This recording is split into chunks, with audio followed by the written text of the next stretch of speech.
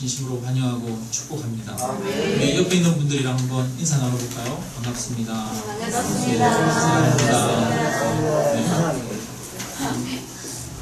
네, 날씨가 따뜻해져서 꽃들이 많이 피고 있어요. 그래서 교회 주변에도 보니까 뒷산에 진달래가 많이 피어 있었고요. 또 이 앞쪽에는 또 여러 벚꽃도 있고, 또 저 앞에 가수원처럼 보이는 곳이 있어요. 거기에 보니까 꽃들이 많이 폈는데, 예배 마치고 또 차 드시면서 꼭 구경도 하시고 또 대화도 서로 나누시고 그렇게 가시면 좋겠습니다. 여러분, 오늘은 우린 연약하다라고 하는 그런 주제를 가지고 여러분들과 말씀을 나누려고 합니다. 여러분, 혹시 지금까지 살아오면서 부끄러웠던 일들, 또 수치스럽고 또 차마 이야기할 수 없었던 일들, 이런 일들이 있으시죠? 네. 저도 그런 일들이 많이 있는데요. 여러분, 우리는 우리의 연약함이나 우리의 약점이 다른 사람 앞에 드러날 때가 있어요. 그럴 때 우리는 어떻게 반응합니까? 어쩌면 우리는 그런 약점이 드러날 때 그것을 숨기려고 변명하거나 부인하는 경우가 많이 있습니다. 또 어떤 사람들은 우리의 약점이 드러날 때 그 약점을 숨기기 위해서 오히려 강하게 반대로 상대방을 공격하기도 합니다. 우리는 우리의 약점이 드러나는 것이 결코 기쁘지 않습니다. 자신의 약점이나 수치가 드러나는 것은 정말 어렵고 힘든 일이죠. 그래서 우리 한국교회 역사도 이렇게 가만히 보면 이 수치스러웠던 과거, 또 약점들, 이런 것들이 많이 있었는데 그런 것들을 적절하게 회개하고 드러내고 해야 되는데 그러지 못한 아픔들도 있습니다. 우리가 일제시대 때 보면 신사참배를 했었잖아요. 우리가 속한 장로교단도 총회에서 신사참배를 가결했었습니다. 일제의 순사들이 그 총회 자리에 칼을 차고 들어와 있는 가운데 그곳에 있는 목사님들이 신사참배를 하는 것이 옳다라고 결정을 내렸었어요. 그리고 나서 우리나라가 독립을 했죠. 독립이 되고 나서 이제 그 과거에 있었던 총회 일로 문제가 되기 시작했습니다. 앞장서서 신사참배를 가결하도록 주장했던 그런 목사님들에 대해서 치리하고 또 회개하도록 촉구를 했습니다. 신사참배 반대를 위해서 감옥에 가고 목숨을 걸었던 많은 분들이 어떻게 총회가 그것을 회개하지 않고 그냥 지나갈 수 있느냐 해서 많이 문제 제기를 했죠. 그런데 여전히 그 총회는 그 신사참배를 가결했던 많은 분들이 그 총회의 중요 지위를 차지하고 있었고, 결국은 그러다가 그 신사참배에 대해서 공식적으로 회개하고 권징을 하는 일들은 이루어지지를 못했습니다. 그래서 결국 이 고신 측이 그때 분리를 했죠. 신사참배를 반대했던 사람들이 결국은 따로 나가서 대한예수교 장로의 고신이 되어버렸어요. 그래서 그 이후로 우리나라는 그런 끊임없는 이 장로교의 분열사, 아픔을 가지고 있습니다. 그 예전에 지났던 그런 허물들을 공개적으로 사과하고 인정하고 밝히는 것이 정말 어려운 일이었던 것이죠. 우리 한국교회 목사님 중에 한경직 목사님이 있습니다. 한경직 목사님 돌아가셨지만 이 종교계의 노벨상이라고 하는 템플턴 상을 수상하신 목사님이신데요. 그 상을 받은 그해 1992년도에 6월에 63빌딩에서 감사 예배를 함께 드렸다고 합니다. 그 감사 예배를 드리는 자리에서 한경직 목사님이 고백을 했대요. 여러분, 나는 죄인입니다. 나는 신사참배를 했습니다. 그러면서 자신의 이런 죄인을 하나님이 사랑하시고 축복해 주셔서 한국교회를 위해서 일하고 섬길 수 있도록 해주셨습니다. 나 같은 죄인을 주님께서 사용해 주셨습니다. 라고 자신의 신사참배의 과거를 고백했다고 합니다. 사실은 목사님은 그 신사참배를 적극적으로 앞장서서 주장하고 이끌어 가셨던 분은 아니에요. 다만 그 신사참배 문제로 이제 순사가 왔을 때 나는 이미 병원에서 3년밖에 못 산다고 이미 판결이 난 사람이요. 마음대로 하시오. 그랬더니 그냥 두고 갔대요. 그래서 그가 한경진 목사님이 감옥에 가지 못한, 신사참배를 반대하면서 적극적으로 감옥에 가서 항거해야 되는데 적극적으로 항거하지 못한 그것에 대한 죄책감을 가지고 나는 죄인입니다. 나는 신사참배를 했던 사람입니다.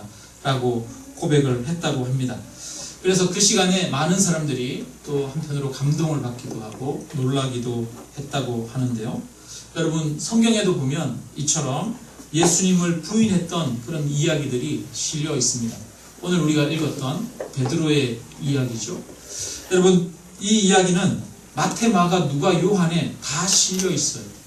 예수님이 십자가를 지시고 돌아가셨다라고 하는 이야기가 있는 곳마다 그 앞에 베드로가 예수님을 부인했다는 이야기가 실려 있습니다. 그런데 이 당시 초대교회의 대표가 누구냐면, 여러분 누굽니까? 베드로입니다. 초대교회의 수장이 베드로였어요. 그런데 베드로는 그러면 이 이야기가 사람들에게 회자되고 있다는 사실을 알았을까요? 몰랐을까요? 알았을 것입니다. 아마 마가복음은 베드로가 살아있을 때, 교회의 대표로 수장으로 사역하고 있을 때 쓰여진 복음서 중에 하나일 것입니다. 그 마가복음에도 보면 베드로의 이 예수님을 부인했던 이야기가 실려 있습니다.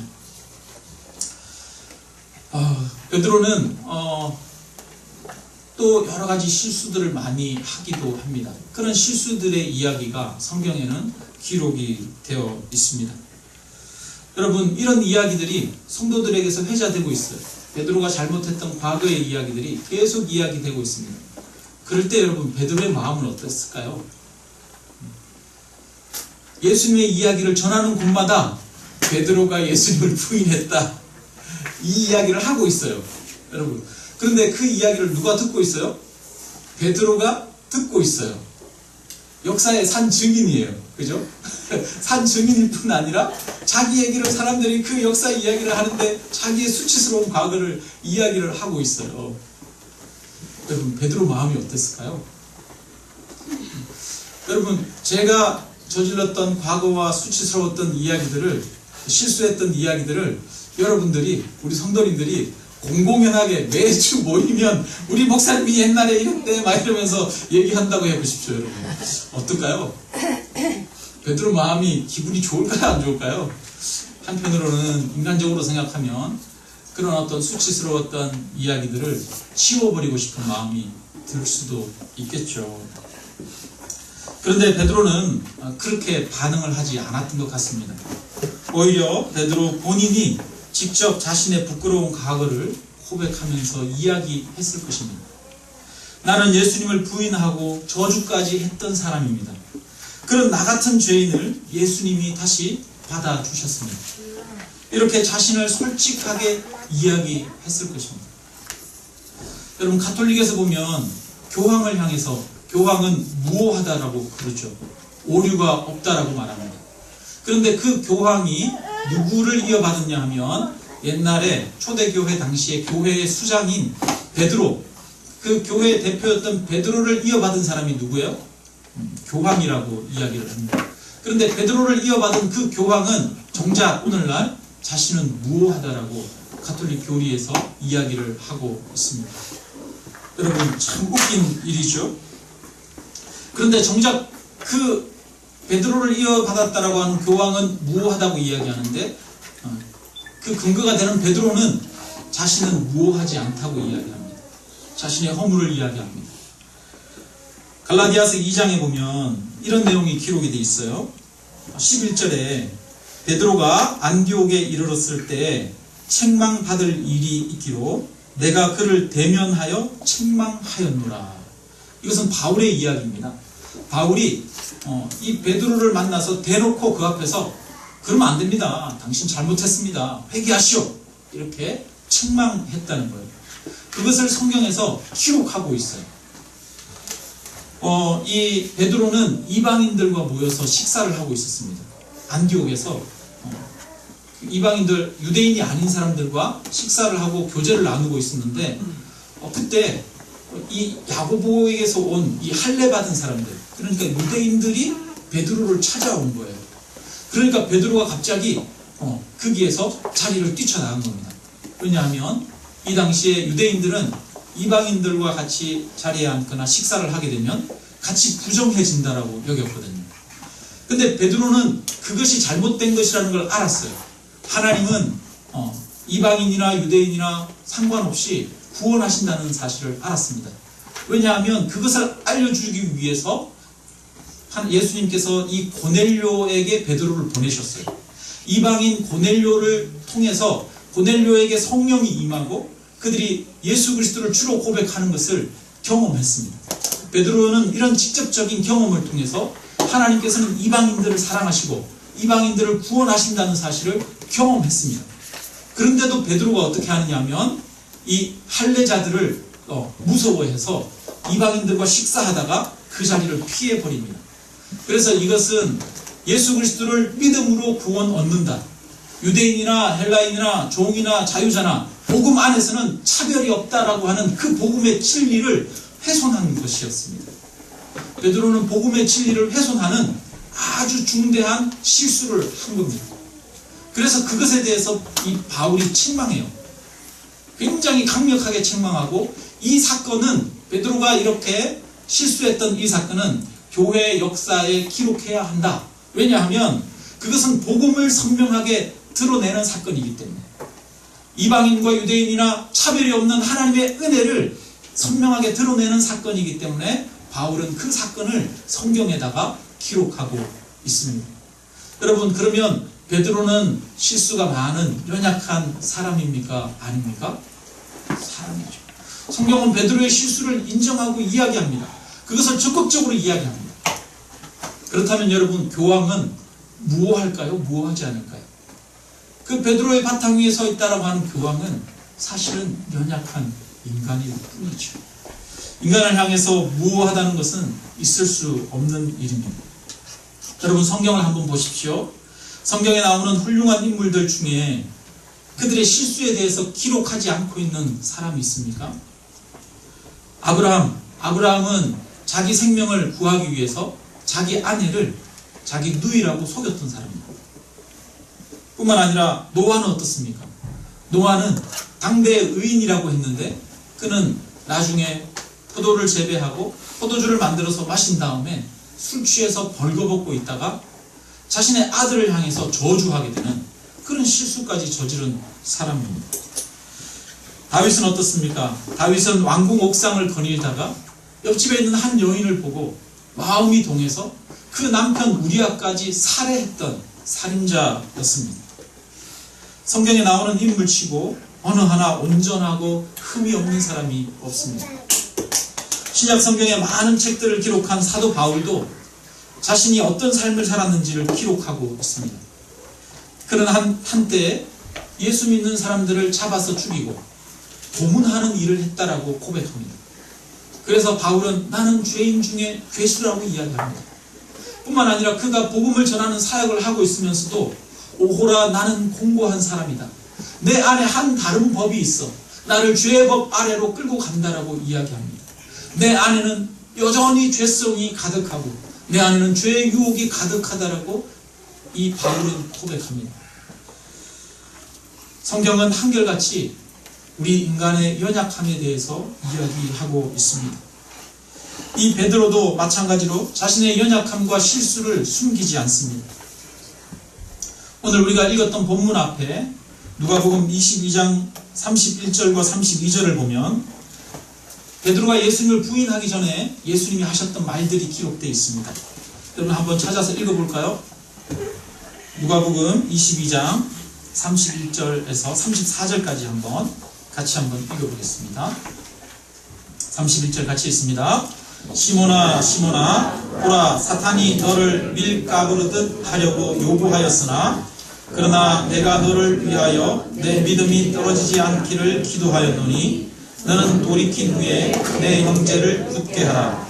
그가 말하되 주여 내가 주와 함께 오게도 죽는 데에도 가기를 각오하였나이다. 이르시되 베드로야 내가 내게 말하노니 오늘 닭 울기 전에 내가 3번 나를 모른다고 부인하리라 하시니라. 여러분, 예수님은 베드로에게 네가 나를 3번 부인할 것이다 라고 이야기합니다. 그런데 그것보다 앞서서 말씀하시는 게 있어요. 32절 다시 한번 봅니다. 그러나 내가 너를 위하여 내 믿음이 떨어지지 않기를 기도하였으니 너는 돌이킨 후에 내 형제를 굳게 하라. 여러분, 베드로가 실수하고 넘어지기 전에 예수님은 그 실수할 것을 아셨어요. 그리고 나서 베드로에게 요구하십니다. 너는 분명히 넘어질 거야. 그 다음에 돌이킨 후에 다시 일어서서 내 형제들을 굳게 하라. 이렇게 요구하고 계십니다. 그리고 베드로가 넘어진 이후에 예수님은 또 찾아오십니다.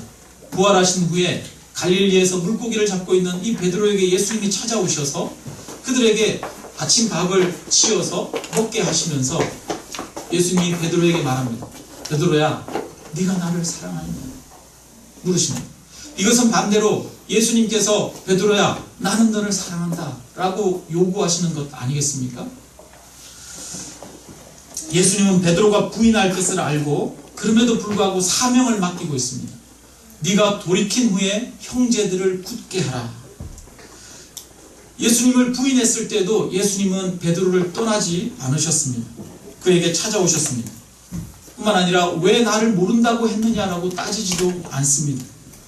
다만 그에게 나도 너를 사랑한다 이야기하시면서 베드로를 다시 일으켜 세워주십니다.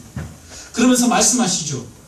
내가 주를 사랑하는 줄 주님이 아십니다. 베드로가 이렇게 얘기할 때 다시 말씀하십니다. 내 양을 먹이라. 예수님은 베드로에게 다시 사명을 주십니다. 네가 해야 할 일이 있다. 네가 나를 위해서 꼭 중요한 역할을 해주어야겠다. 나의 사랑하는 양들을 먹여라 라고 요구하고 계십니다. 여러분, 베드로가 연약하여 넘어지고 쓰러지는 것이 오히려 예수님의 사랑과 은혜를 잘 드러내는 것 아니겠습니까? 베드로가 연약하여 넘어지고 쓰러졌던 이 이야기, 예수님을 부인했던 이야기는 베드로에게 있어서는 부끄러운 과거였지만 그 부끄러운 과거의 이야기는 예수님의 사랑과 용서의 은혜를 나타내는 이야기였습니다. 베드로는 예수님을 알리는 증인이라고 이야기합니다. 나는 그리스도의 증인이다라고 이야기합니다. 그렇다면 베드로는 이 예수 그리스도의 은혜와 사랑을 나타내는 일에 최선을 다했을 것입니다. 그것을 위해 목숨을 걸었던 사람입니다. 그렇다면 그 예수 그리스도를 나타내고 드러내기 위해서는 자신의 실수와 자신의 연약함까지도 기꺼이 말하는 사람이 베드로였을 것입니다. 여러분, 마태, 마가, 누가, 요한에 이 베드로의 실수의 이야기, 연약함의 이야기가 기록되어 있는 이유가 무엇일까요? 저는 사람들이 그것을 막 이야기했기 때문에 그 실수가 기록되어 있는 것이라고 생각하지 않습니다. 오히려 정작 그 실수를 했던 장본인인 베드로가 그것을 더 적극적으로 이야기하지 않았겠습니까? 나는 예수님을 부인했던 사람입니다. 나는 예수님을 저주했던 사람입니다. 아마 베드로는 가는 곳마다 이 예수님에 대해서 이야기했을 것입니다. 자신이 얼마나 연약했고 무지했고 또 자신이 어떤 실수들을 했고 넘어졌었는지를 이야기했을 것입니다. 그것을 통해서 예수 그리스도를 나타내기를 원했던 것이죠. 하나님의 은혜를 경험하고 그 사랑을 깨닫는 자는 더 이상 자신을 포장할 이유가 없는 것이죠. 하나님의 은혜 속에서는 오히려 우리가 우리의 자랑을 이야기하게 되는 것이 아니라 우리의 약함을 이야기하게 되는 줄 믿습니다. 우리의 약함이 오히려 주님의 일을 이루는 증거가 되어지는 것입니다. 그래서 예수님은 말합니다. 네가 돌이킨 후에 형제들을 일으켜 세우라고 말합니다. 너의 그 넘어짐이, 너의 그 쓰러짐이 형제들을 일으켜 세우는 도구가 될 것이라고 말씀하십니다. 아마 베드로는 형제들을 찾아갔을 것입니다. 제자들을 찾아갔을 것입니다. 여러분, 베드로만 예수님을 부인하고 떠났던 것이 아니라 다른 형제들도 다 예수님을 부인하고 떠났었습니다. 베드로는 그들에게 찾아갔겠죠. 나는 예수님을 저주까지 했던 사람이다. 너희도 들었지 않느냐? 네가 다 굴기 전에 3번 나를 부인하리라. 그 말씀처럼 나는 정말 예수님을 부인했었다. 그런데 주님께서 나를 찾아오셨어. 주님께서 나를 용서해 주셨어. 나에게 다시 사명을 맡겨주셨어. 그 주님께서 너도 부르시고 계셔. 네가 친구야, 네가 예수님을 부인했지만 괜찮아. 우리는 연약해.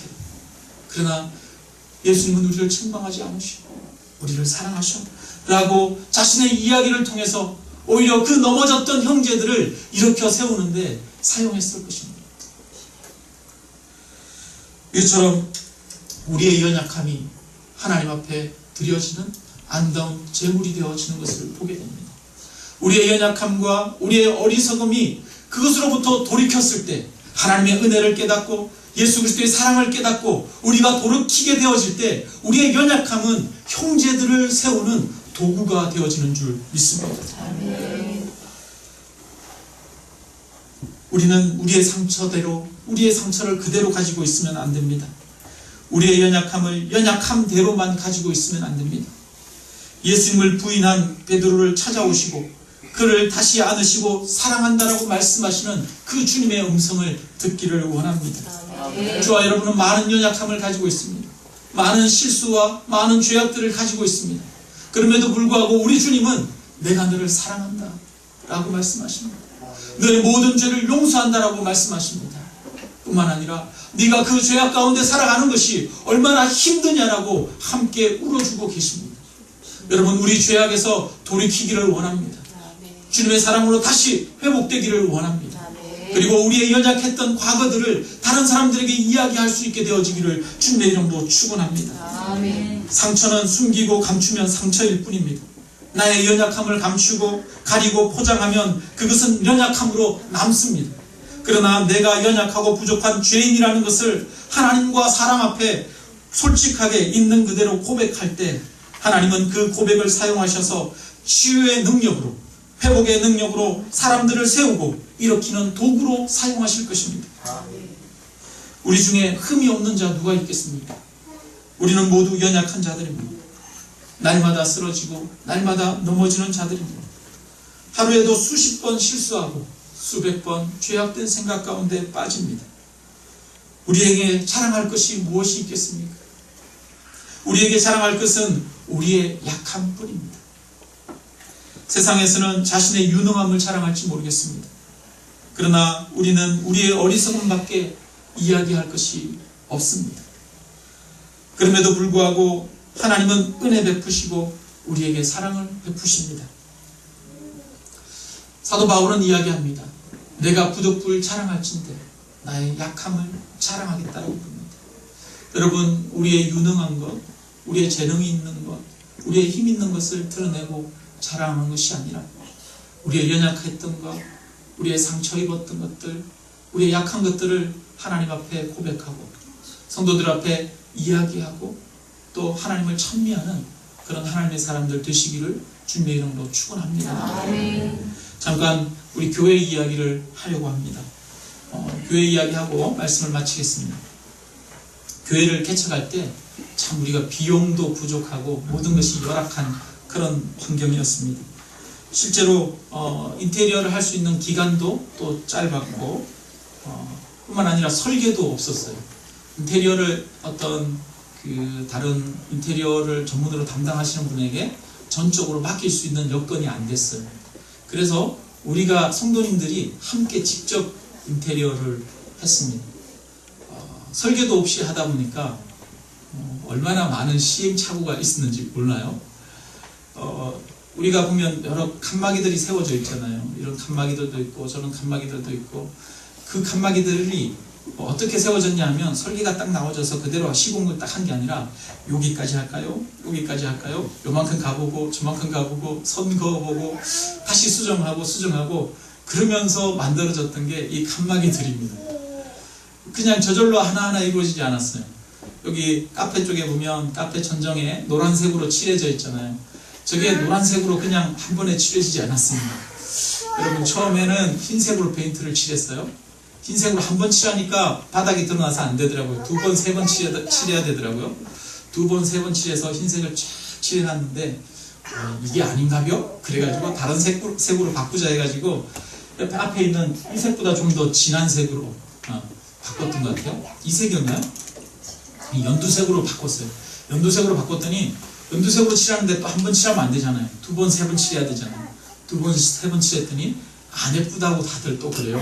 그래가지고 그러면 우리 그때 김교희 집사님이 노란색으로 한번 칠해보라고요. 그래서 너무 과감하게 노란색을 칠하면 안 될 것 같아서 그래서 또 살짝 노란색만 섞어가지고 칠했어요. 연노랑으로 칠했어요. 그랬더니 조금 더 노란색이 들어갔으면 좋겠어요. 그래서 다시 노란색을 더 부어서 또 칠했어요. 4번 칠해가지고 완성된 게 저 뒤에 저 페인트입니다. 여러분 하나하나가 다 사실은 그런 것들이에요. 했다가 뜯고 수정하고 뜯고 수정하고. 여러분 우리 한 집사님이 그러더라고요. 교회에서 교회 건축을 하게 되면 안 싸우는 교회가 없대요. 우리는 싸워도 아마 한 10번은 더 싸웠어야 되는 그런 상황이었던 것 같아요. 여러분 교회에서 가장 많이 말이 나오고 싸우는 공간이 어디입니까? 주방이잖아요, 그죠? 주방에서 고춧가루를 더 넣어야 된다, 덜 넣어야 된다, 이걸로 많이 싸운대요. 근데 우리 교회는 그런 거 싸우는 거 한 번도 못 봤는데, 그죠?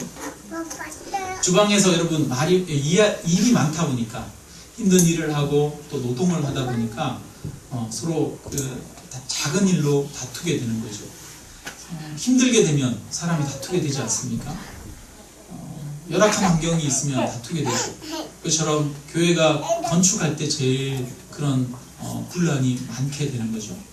우리도 사실은 정말 이 미약한 중에 했어요. 근데 참 은혜로운 것은 우리가 너무 미약했기 때문에 하나님이 우리를 하나로 뭉치게 하신 것 같아요. 우리는 아무 선장이 없었습니다. 우리가 실질적으로 목회자도 있고 또 건축위원장도 있고 있었지만 강력한 리더십을 가지고 모든 것을 지휘할 수 있는 그런 여건과 환경이 안 되었죠. 자신의 직장을 가지고 있고 직업을 가지고 있으면서 짬짬이 모여서 일을 해야 했었습니다. 그러다 보니까 서로가 다들 연약하고 미약한 가운데 아무도 자기를 주장할 수 없었던 거죠. 그래서 저는 이 모든 것들이 하나하나 대화하고 서로의 연약함을 인정하고 부족함을 인정하고 그 부족함 가운데 함께 하나님의 일을 이루어 가려고 하는 그 마음 때문에 사실은 이렇게 아름답게 우리 인테리어가 되어진 것 같습니다. 우리가 아마 여유가 있고 또 재정적인 능력이 있었다면 우리가 이 건축의 과정 가운데 그렇게 하나님의 아름다운 영광이 드러나지는 못했을 것입니다. 서로가 연합하고 서로가 하나 되는 일들이 이루어지지 못했을 것입니다. 오히려 연약했기 때문에, 오히려 부족했기 때문에 하나님께서는 우리의 그 부족함 가운데 역사하셨던 것입니다.